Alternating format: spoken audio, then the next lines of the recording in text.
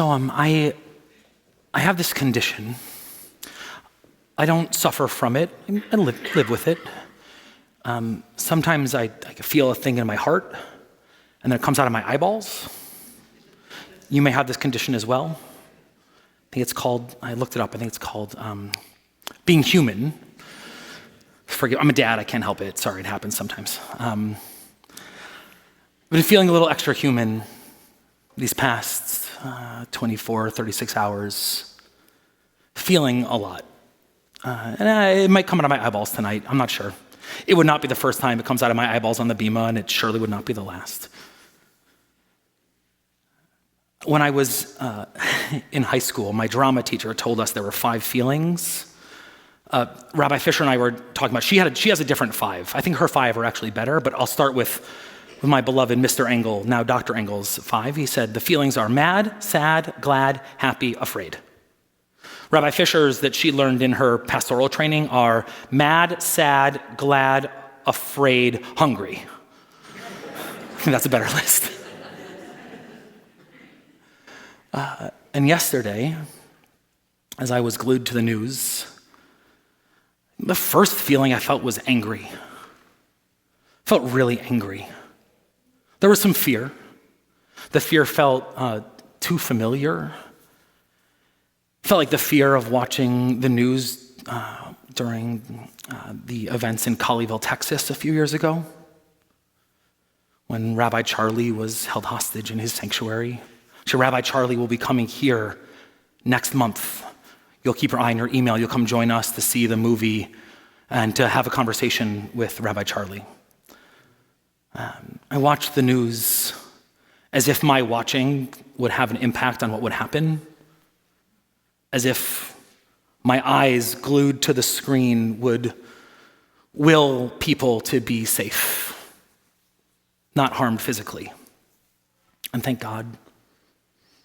Oh, children, teachers, staff, safe. Some injuries to some of the security personnel, and they'll be okay. After that fear subsided, it was mostly just angry. I'd just gotten back from Mexico with a few of you on Wednesday night. Welcome back to America. I was angry. And when I paused for a moment to reflect on that anger, I remembered some of what I've been taught in my pastoral training, that men in particular, we use anger to shield ourselves from fear and sadness. So I checked in with myself. Am I really angry? Or am I afraid? Or am I sad? I wasn't afraid. I'm not afraid. I kind of reject fear. I think that might be my profession. I made a choice in being a rabbi. I've been a rabbi since 2017. A lot of tumult in those years.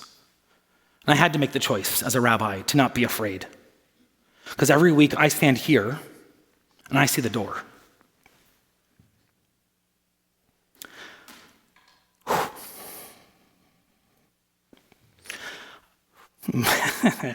There we go, okay. I'm really grateful you don't see the door. You don't have to. Peter's looking at the door. I'm really grateful you don't have to look at the door. You get to just be here.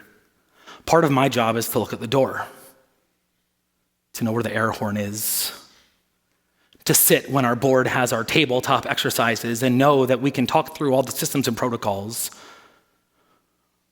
But should there be a God forbid moment, I need to know what to do. I can't be afraid.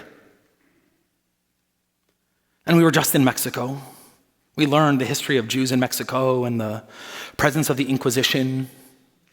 I refuse fear. We learned the history of crypto-Jews and communities who aren't Jewish anymore, but for some reason still light one candle on Friday night, maybe in the basement or maybe in the kitchen. I refuse fear. I refuse to hide who I am as a Jew. I refuse to take off my kippah. I refuse to not wear the necklace on the outside. I usually wear mine on the inside because it's close to my heart. My grandparents gave it to me, but metaphorically, I refuse to put the necklace on the inside. I refuse to take down the mezuzah. I refuse to not put my Chanukiah in the window. I refuse. I won't have a life as a Jew being afraid. What we have is too beautiful. It's too important to be afraid, to hide it. And I really hope that I think about synagogue security a lot more than you do. But maybe you're thinking about it more these days and you have questions. And we know that the protocols that synagogues have are what worked in Detroit. And we know that the protocols we have here, when we meet with our personnel and the FBI and White Plains Police, they say that the systems we have are a model for other communities in our area. I'm not afraid. I won't. I might be sad.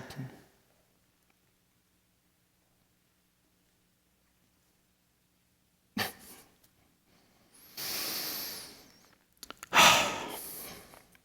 think I'm sad.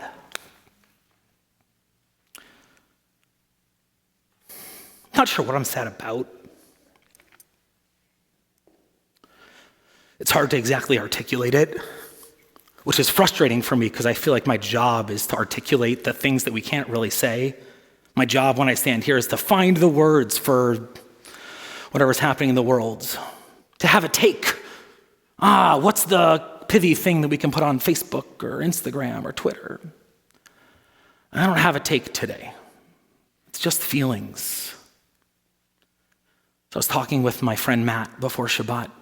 We started talking, and as we meandered, he said, Jason, that's not feelings anymore. Go back to feelings. How do you feel today? It's okay to be sad, or afraid, or angry. Or maybe you need to put it to the side and just be here and feel glad, feel content. Part of what we do as Jewish people, when something's happening in the world, we don't do fear. We do hope. We do resilience. We do strength, and we do joy. That's what we do. That's who we are. That's why we come here. We come here to be buoyed and strengthened and to not be alone. And we come here to insist on the world as it could be. That's what the Torah tells us this week. Noah, what's the name of the Torah portion this week? Yeah, good job, man. All right. It's his bar mitzvah. He should know the name of the Torah portion. It's good. It's Vayakhel. This is the end of the book of Exodus. The end of the leaving to the start of something new. Vayakhel Moshe et kol adat b'nei Yisrael. And Moses gathered all of the people. And what did Moses do when Moses gathered the people? Shabbos. Gather the people for Shabbat. What's Shabbat? It's family, it's community, it's song, it's hope, it's aspiration, it's courage, it's resilience, it's light, it's joy. Gather the people for Shabbat. And after Shabbat, next, collect nediv libo, the gifts of our hearts.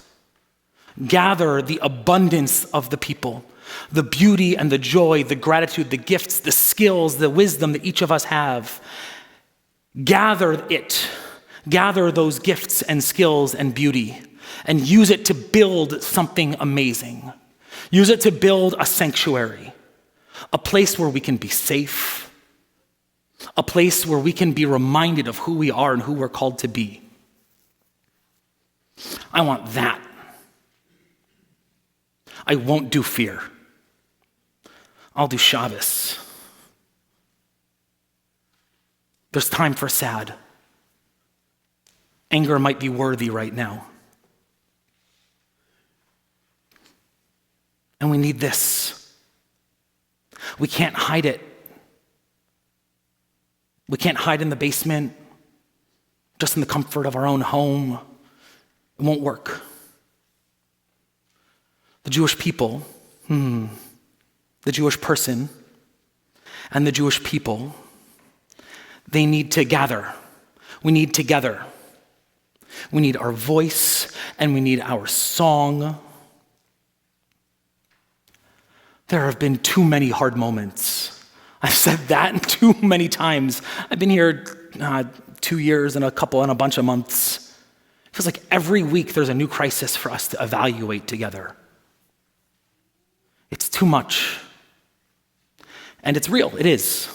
We can't deny it. We can't hide from it. We can't pretend it doesn't exist. Vayakhel Moshe et kol adat b'nei Yisrael. We need to gather. We need to gather so that we can be human together. So we can have a vessel, a sanctuary to hold us in all of our humanity, the range of our emotions, our anger, our fear, our sadness, our joy. I don't know what to do. I don't know what the take is. I don't know how we solve it. I don't need that right now. Right now, I need space to feel. Maybe you need it too. Just a vessel to hold you in your humanity. To see you. To see you. And tell you that you are loved. Tell you that you can give love. Remind you that the tradition that we have, this incredible gift that we receive in the wilderness, is needed in the world. And we can't hide it. We can't hide it for ourselves. We need it. We can't hide it for the world. It needs us. Gather the people. Celebrate Shabbat. Take an accounting of all that we have, the beauty that we hold, and the gifts, the wisdom, the genius, the skills that we can offer to ourselves, our community, and the world. And then go hand in hand and keep making your way to the promise. Hold hope and courage, resilience and strength, and keep walking forward. Chazak, chazak, v'nit chazek. When I am strong and when you are strong, we will bring strength, courage, heart, and beauty to the world. Shabbat shalom.